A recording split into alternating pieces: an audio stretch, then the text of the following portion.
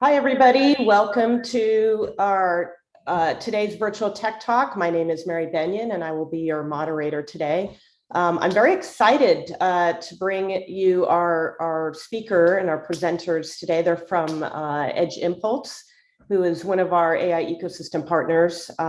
They do really great stuff. I'm very excited to bring them here today. Let's go to the next slide, Matthias. So just a little bit of housekeeping first. Here's where you can find us on Twitter. And we also are live streaming on YouTube today. So you can find us on the YouTube channel. We also have previous tech talks available for on demand. We also have some other tech talks that we'll give you a sneak peek of. Here they are. We have some really exciting partners coming up. Newton, SoundPlus, Axe from our APAC partner program, and some other very, very interesting talks that you are in store for you. So please feel free to go to our page to register. We'd love to see you back. Let's see, next slide, Matthias. So I am super excited to bring you Matthias Bayens. He is the tech lead of the EON Tuner, which is a new tool that he'll be talking to us about. Welcome, Matthias. Really excited to have you here. Some of you may have attended the Imagine conference that Edge Impulse put on last week. It was absolutely fantastic. It is available on demand on YouTube. You might want to check out day one. We had amazing keynote speakers, one of whom was our ARM VP of product, Steve Roddy, amongst other amazing talks. It was really great. I enjoyed everything that I saw. So without further ado, Matthias, I'm going to pass it over to you to kick off your presentation. Please feel free to pop questions in the Q&A. We will get to all your questions at the end, time allowing. So don't hesitate to start adding your questions in there as you think of them, and we'll have a nice round of Q&A at the end of this. So Matthias, over to you. Awesome, thank you. Welcome everyone. I'm Matthias, and I lead the infrastructure team at Edge Impulse.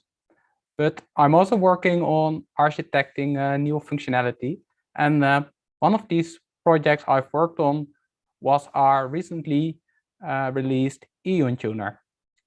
So I've been working at Edge Impulse for nearly 2 years now, and I must say it's a very cool place to work, and I'm very excited that I'm in embedded machine learning now, because what I find really cool is that there are so many hobby projects that I'm working on that I can use my own the software I'm working on for. And in the past, I've never really had that. And that's something I find really exciting about embedded machine learning. So today I'm going to tell you a little bit about the EON Tuner. I'm going to start with a small introduction of embedded machine learning and the mission we have at Edge Impulse. So what we're looking at is all these embedded devices that are in the field, and the number of embedded devices is expected to scale up much further in the coming years.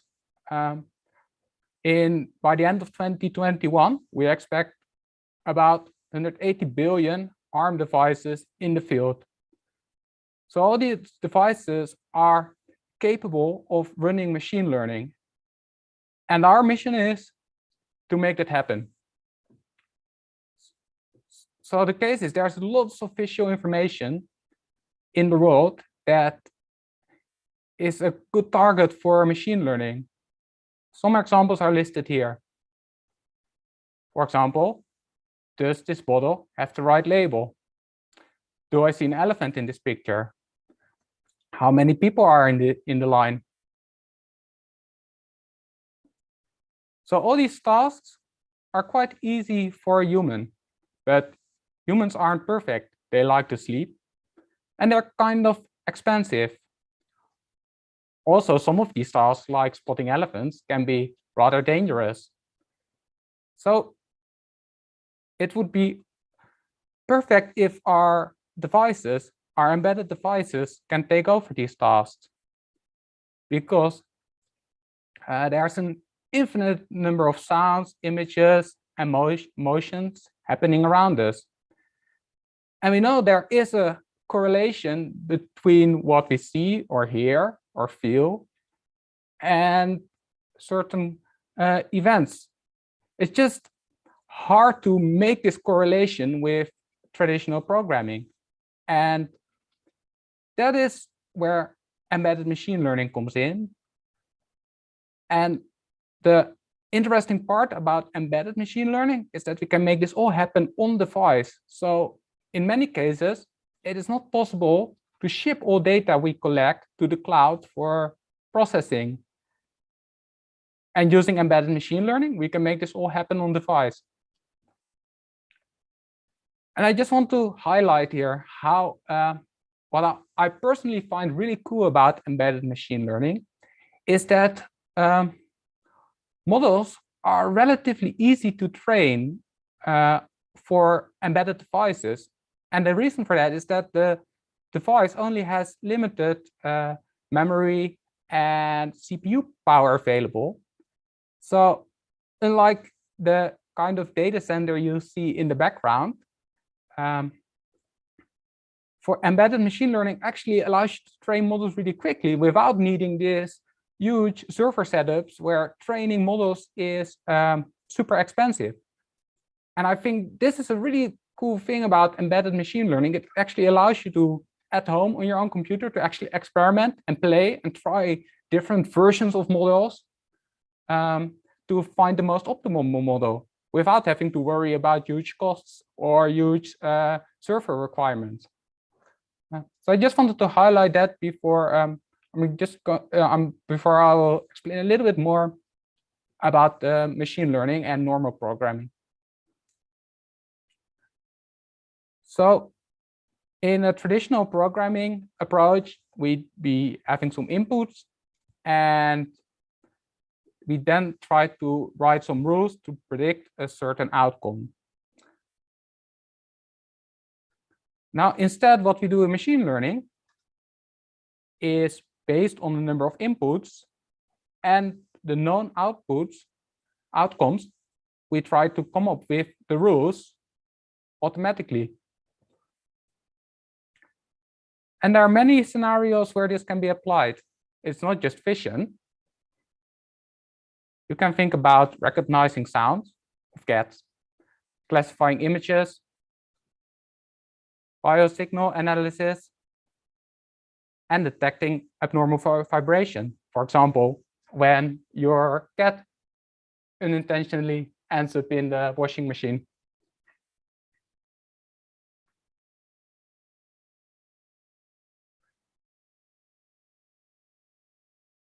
So in the end, what helps a lot to make machine learning work, neural networks work on embedded devices, is signal processing.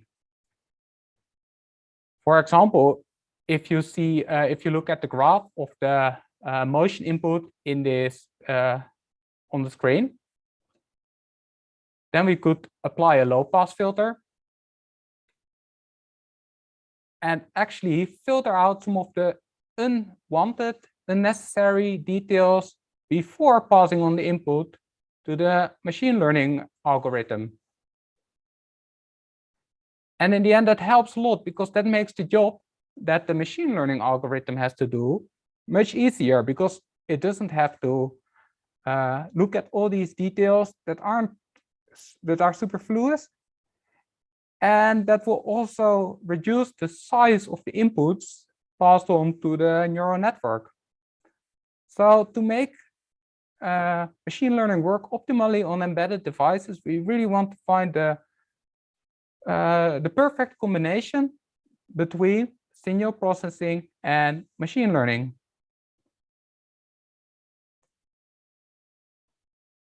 So yeah, as I mentioned, indeed, this will lead to smaller input features, which leads to smaller neural networks. And what we're doing in so here you see an example of a machine learning sensor pipeline. On the left, you see the input speech signal. Then you see the speech features being extracted. So this is the digital signal processing. And then on the right, you see the neural network.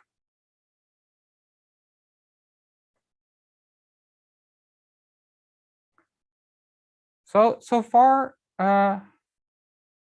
automatic machine learning research and automatic machine learning research basically comes down on automatically trying to find the optimal machine learning architecture for your application. And so far, this research has mostly focused on the neural network part of the pipeline. And what we're trying to do with our EON tuner is focus on the whole pipeline, so including the input the input parameters and also the digital signal processing parameters. Because there are a lot of parameters that we can vary in our machine learning architecture. For example, regarding the input of the machine learning model, we can vary the, for audio models, we can vary the window length, we can vary the number of steps we take to split up our input data, we can decide to downsample to a lower frequency. And for example, the downsampling is interesting because this would reduce the amount of data the machine learning algorithm has to process. But you can also imagine that if you downsample too far, then you might actually throw away details that you need to keep to make correct classifications. Similarly, in the digital signal processing, you can choose different kind of processing.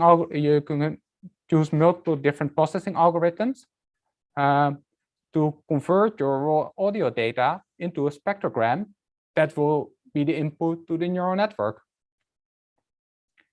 And there are endless more of these configuration options that I haven't mentioned yet.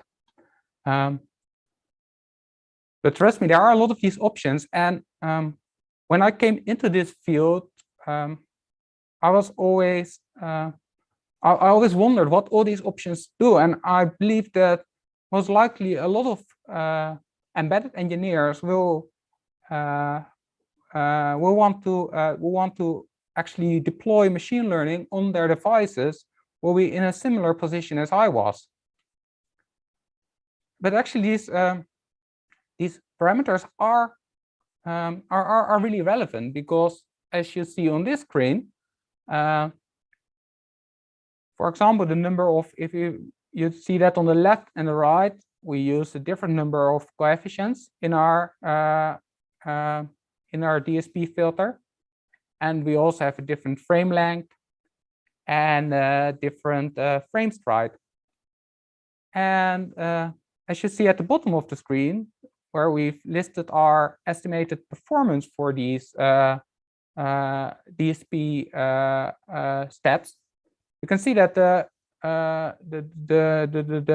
parameters on the right lead to a much longer processing time and also a slightly larger RAM usage. So you can imagine that if we're using the parameters on the right, that leaves us less memory and less available processing time to spend on the neural network.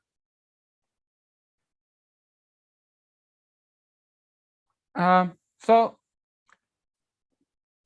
to answer the question that I've just described, like how do we make this trade-off between the neural network and the time and memory we spend on the DSP blocks? We've developed the EON tuner at Impulse, and we at Impulse we've launched this the product now slightly less than 2 years ago, and we already have more than 40,000 machine learning projects from developers around the world, and to help our developers advance their machine learning projects even further and to become even more successful at deploying machine learning on their devices, we've now recently launched the EON Tuner. And I will switch to a short demo of the EON Tuner in action now.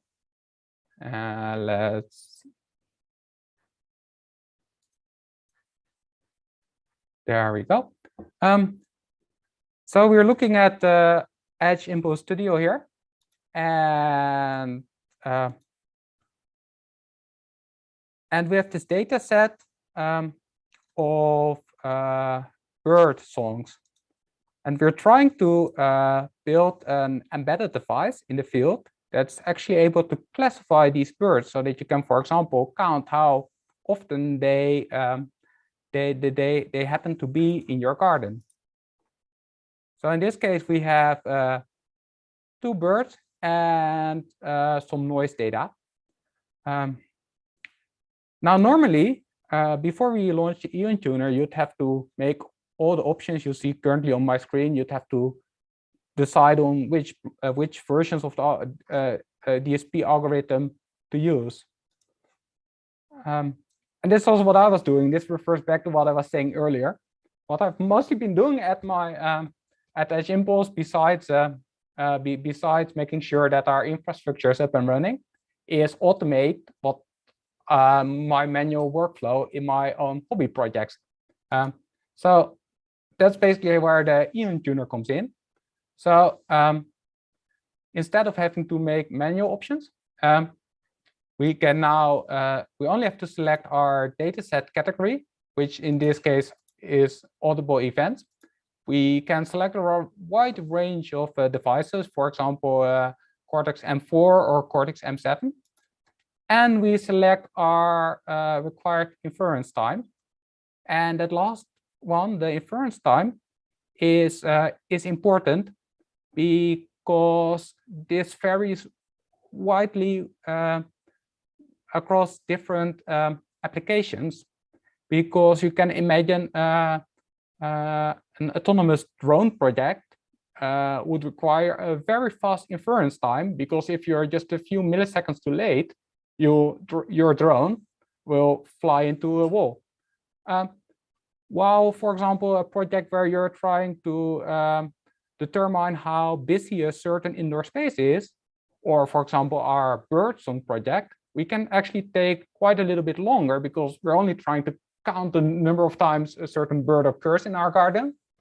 And we're not in a rush to actually get that number. So in this case, we can say, like, let's give it 400 milliseconds.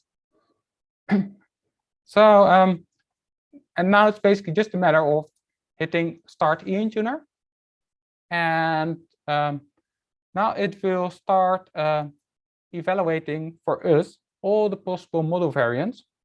And what I'm going to do here is switch to a different screen that has the results already, because normally this for this data set, this process would take like 30 minutes, and it's just too long for this for this presentation. So you see, it started listing all model variants now that the EON Tuner will actually evaluate. And as soon as this is complete, it would we'd see the following screen,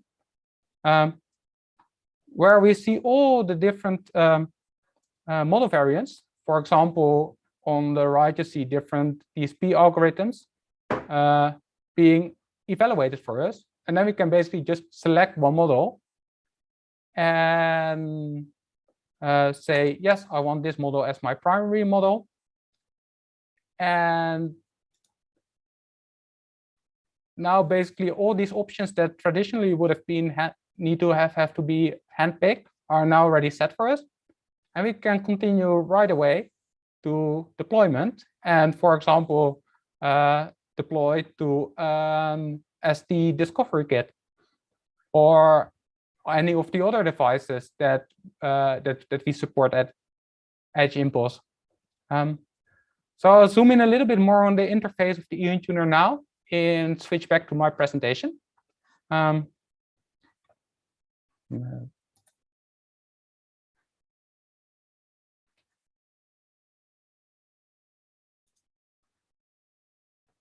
There we go. So I just highlight some elements in the EON Tuner interface now that are relevant. So on the screen here, you see a screenshot of the interface on the same data set that I just used in my demo. So then on the right side, you see you can filter on many different attributes. For example, the DSP type. So we have different DSP algorithms, and you can select only to see a subset of those. Or the structure of the neural network that's being used. And then at the top of every model card, you can see the performance of the model variant. And as you see here already, there every variant has different, every model variant has different performance characteristics. As you see in the model on the left side of the screen, it will spend quite a bit more time on the neural network than the models on the right. Also, in general, it will spend it will take a little bit longer to process than, for example, the model on the completely on the right side. So here you can easily compare the performance characteristics of multiple model variants. Then below that, you can actually see the accuracy of the model for different classes. You can imagine that for some data sets, some classes in your data set are much more relevant than others. So if that's the case, then you can actually see which classes perform well or which classes possibly are hard for your machine learning model to distinguish. You can actually spot it here. And in the third section of the model cards, you can see the different parameters that are used for the DSP blocks. For example, on the left side, there's a spectrogram block being used. And in the middle and the right, there's an MFE block being used. And the parameters also vary. And then you can also sort the model variants in multiple ways. So you can have, we have some general sorting options like accuracy, latency, RAM usage, etc. And then we also have the options to sort on the score for specific classes. So if there's one specific class in your data set that is really important for you to get right, you can actually sort the models on that specific class and get a model variant that actually performs really well on that class.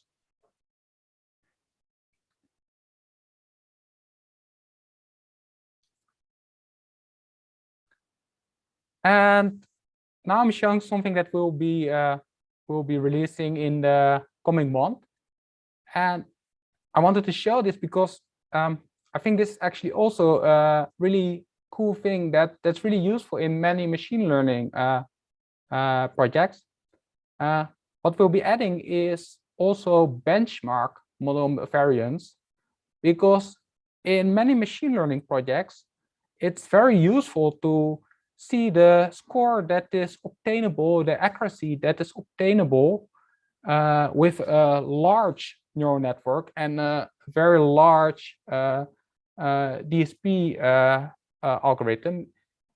And it will, even if it won't fit on the device you are targeting, it's still super useful to actually know the accuracy that you can, in theory, obtain with a large model, because if a large model won't be able to accurately classify your data set, then it makes no sense to even try to get a nice accuracy on your device with a model that actually fits on your device.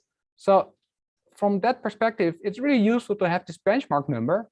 If you then see that the large model that won't fit on your device is able to get a nice accuracy, then as a second step, you can focus on finding the most optimal model that does fit in your device. If the large model cannot do it, then you basically, there's no point in even trying to get it to fit on the device.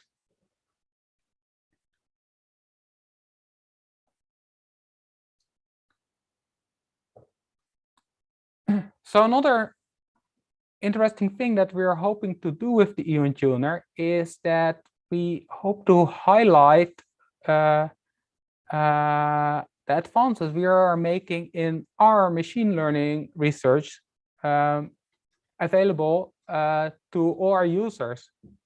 Because in our current projects, we're doing a lot of work to come up with new and better models for our users. For example, our machine learning team is working on transfer learning for keyword spotting now, so we can train higher performing models for keyword spotting in less time. But for our existing users, it's quite hard for us to actually highlight these advances we are making, because we do not want to override the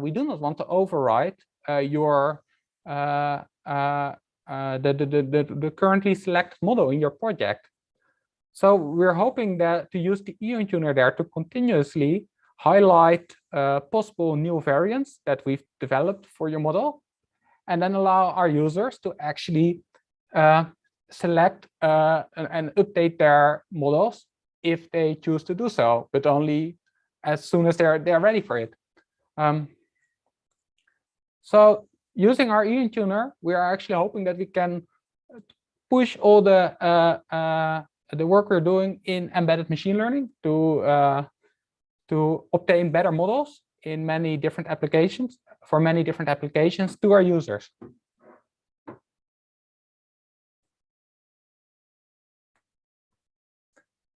Yeah, so now I will talk a little bit about the internals of the EON Tuner. So in the very near future, we'll be releasing all APIs, because the whole EON Tuner is built on APIs. And the idea and the reason for this is why we came up with this approach is to make the EON Tuner extensible. Because there will be many cases where, for example, your target, the device that you're targeting, will support, for example, hardware acceleration of specific parts of your model, or you are implementing a DSP algorithm in hardware. So by making the whole EON Tuner implementation API-based and extensible, we will allow you to update and adjust and fine-tune the search algorithm to your specific device and your specific target.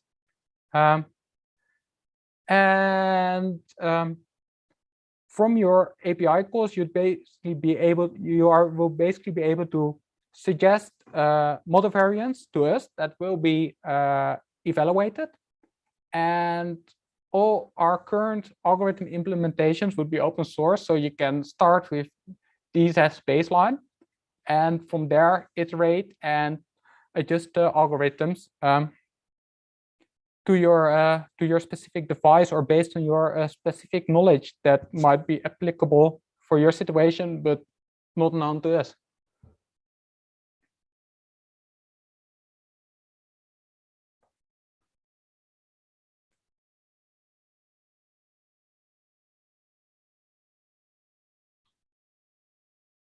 So now I'd like to talk a little bit about our future plans.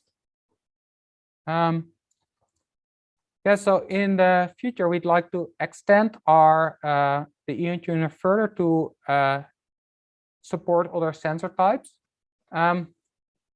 Currently, in the past week at our Imagine event, we have just released support for image sensors and for motion sensors. But we want to add support for even more types of sensors, for example, video sensors, radar sensors, etc. And we want to refine our search algorithms to find the most optimal model variants for your for all embedded applications much faster. And we are continuously looking at the results that are currently being produced by the EON Tuner, and based on that, we're trying to optimize our algorithms to find even better models or find them even quicker. And then at the same time, we hope to add some support. We hope to add support that actually allows you to also manually work on multiple model variants at the same time. And this loops back to what I mentioned earlier. I'm trying to automate what I've been doing manually in my projects so far. And in those projects, I've always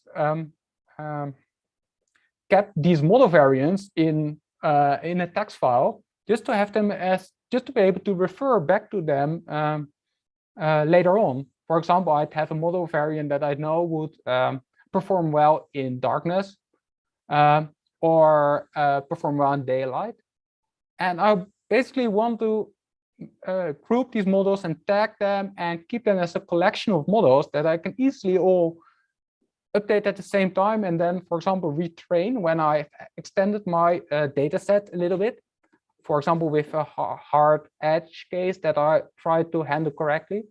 So we're hoping to also build this kind of workflow into the EON Tuner, and also use it as a sort of timeline where you see your search results and the model variants that you've used over time, so that you can actually see and follow how your project has progressed over time.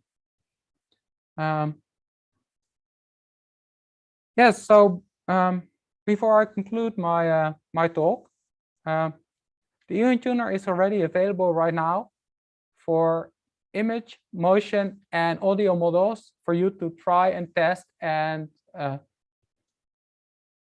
please check out our website, docs@edgeimpulse.com, if you want to give it a try. To register an account, just go to edgeimpulse.com. It's free to use for all developers, and you can deploy to a whole range of devices, from very tiny to much bigger devices with a much bigger chip and memory. Or you can use your mobile phone as a test device. And I think this is a really cool feature, because usually these embedded devices can be a little tricky to hook up to your laptop. So for that reason, we've developed a mobile app that you can connect to the Edge Impulse Studio. And then it's really easy to collect data using your mobile phone, and to do the initial testing of your model using your mobile phone before you continue with deployment on device.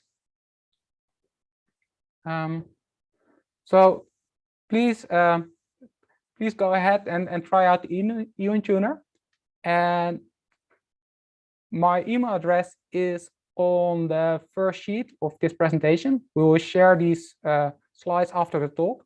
If you have any feedback on the EON Tuner, or something that you have suggestions for how to improve it, then please let me know.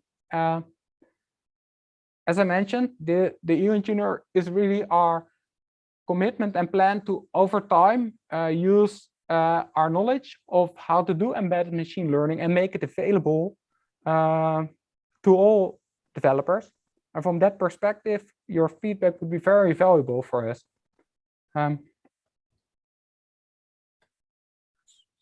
So then I conclude. The EON Tuner automates many steps in your machine learning workflow that traditionally were done by hand. And at least in my case, also many cases, in many times, they were just based on wild guesses for parameters. And instead of manually doing these guesses, we are here now to help you choosing these parameters correctly. And please, once again, go ahead and try it out now at edgeimpulse.com. Now go back to Mary, and we'll. Thank you, Matthias. That was awesome. I've really enjoyed watching the Edge Impulse, kind of developer environment evolve over the past, year or so. And embedded machine learning is not easy, and this tool really makes things more efficient. It takes the guesswork, and really it does help save time in your project. So I think it's awesome. This is question time. So if you have any burning questions, this is the time to get them in. These are the machine learning experts that build the tools for you. So if you have any questions, pop them in. I have a couple questions myself, which is how long can you go latency memory compute wise? How low can you go? So we can go pretty low. We're currently looking at the range of we start at around 5 to 10 milliseconds, and then we go up to currently on our smallest device maybe 2 or 3 or 4 seconds. So we can go down to 10 milliseconds. But what's also important here to notice that we're continuously looking at what our users are doing. Mm-hmm. So if we actually see some valid use cases for even lower latencies, then we'll actually make sure that these models will be considered in the future by the EON Tuner. So if necessary, we can go even lower. Nice. Question coming in from David Flores. So he wants to know how much neural network functions are available, and can we make our own learning function? Yes. So currently we are we're selecting from multiple neural network structures, and it depends also a bit on the input sensor type, and also on your device and latency requirements, which model variants we'll be considering. But I hope this answers the question. Currently, we are selecting, for example, between a 1D and a 2D convolutional model. We are varying the number of layers.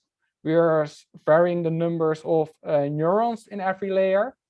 And basically, varying those parameters will result in different neural networks. And as we, for example, for images, we are trying different transfer learning based models. So we have a big version of MobileNet and a small version, etc. So I'd say in total, it's like at least 100,000 different model variants that we're trying on the neural network side. I hope that answers the questions a bit. Yes, and David, feel free to ask for further clarification if that didn't. Let's see, another question is just in general, how will hardware accelerators come into play with EON? Yeah, so there are, I think there are two sides to this question. There's on our side, in the device targets that we currently have support for in the Edge Impulse Studio, we'll be building it in natively. So on the model variant cards, you directly see the performance based on the availability of the accelerator. Of course, there's also the edge case where you are bringing in your own device that we do not know. In that case, you can use the API for the EON Tuner in the from month or two from now, and let us know using the API what the performance and model characteristics on that device are, so that you can still get, so that we can consider the impact of using your hardware accelerator on device. Nice, awesome. Here's an interesting question. How do I find out more about the theory about EON Tuner? I'm assuming that means sort of how it's making the decisions for the tuning. I'm assuming that's what this person is meaning. Yeah, so there are two parts to this question. So the actual algorithms, we'll be sharing them in the near future. And right now, we're using a bit of what you call Bayesian search there and hyperband search. And basically what we're trying to do there is to, and also a bit of random search. Basically what we're trying to do with, for example, Bayesian search is to try to correlate between parameters that work well and that don't work well. For example, you can imagine a model classifying the color of a stoplight, a traffic light on the street. Then you can most likely conclude, or maybe not, you can conclude that you need the color channel. So if you then use grayscale for your as input for your images, then it's not going to work. So then it doesn't make sense to try half of your models to use a grayscale option. You can just give up at some point and only focus on color models. So in that way, we're trying to correlate and identify which parameters do not work, and then stop trying those. And in that manner, optimize the model search. And then lastly, what we are bringing into the mix is that we are actually we know how our model variants have worked over a wide range of projects in the past, and we can bring in that knowledge and actually employ that to help you and help the EON Tuner identify the optimal model variants. So yeah, I hope that answers the question a little bit. Yeah, I'm sure you could probably go on for a while about it. I think there's probably a lot to the theory and you know how this thing works, and it will probably evolve as you mature the product and tweak it. So great stuff. And then I think, yeah, we already answered this one from David, the neural network functions. I have just one other question.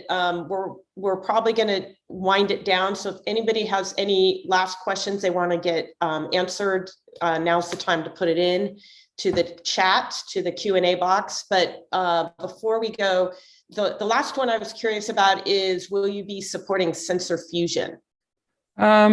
Yeah, so this is something that's definitely on our list. Is that we've got the most common sensor types that we see being used covered, and indeed in the coming few months we'll be making sure that all sensor types are covered either by default or by extending the EON Tuner using the APIs I've discussed earlier. Awesome, cool. Well, thank you so much, Matthias. Welcome. And this is just the beginning, I think, of this tool and the functionality that you'll be putting in over the next few months. Again, to remind everybody that this is available now. Just go to edgeimpulse.com. Please feel free to email Matthias directly. He is providing his personal work email to all of you for questions and also feature requests, feedback. So I would definitely take advantage of that. And again, here's how you find us. Really appreciate everybody's time to come and listen and attend these. We will make this available immediately live on YouTube. We've been live streaming. Please check out the other Tech Talks we have coming up. And also we have a survey. We'd love to hear back from you. We're giving people Nano 33 BLE boards, which are supported on Edge Impulse. So you can do a project with your brand new shiny board. for filling out a survey. And if we draw your name, you'll get one of those. And then lastly, Matthias, I think we have one more slide. I just wanted to remind people that ARM has an amazing conference coming up. This is our Dev Summit, starts on October 19th through 21st. Please go there, register. There's a huge AI track with, you know, I believe Edge Impulse is participating in a workshop, as well as a lot of other AI partner program partners. You're going to learn a lot, and I highly recommend it. It's going to be very exciting this year. Virtual again, but hopefully we'll get to see everybody's faces in 2022. But Matthias, thank you so much. It was a fabulous presentation. And yeah, thanks everybody, and we will see you next time. So have a great day or evening wherever you are located in the world, and we'll see you next time. Cheers. Thanks for listening all.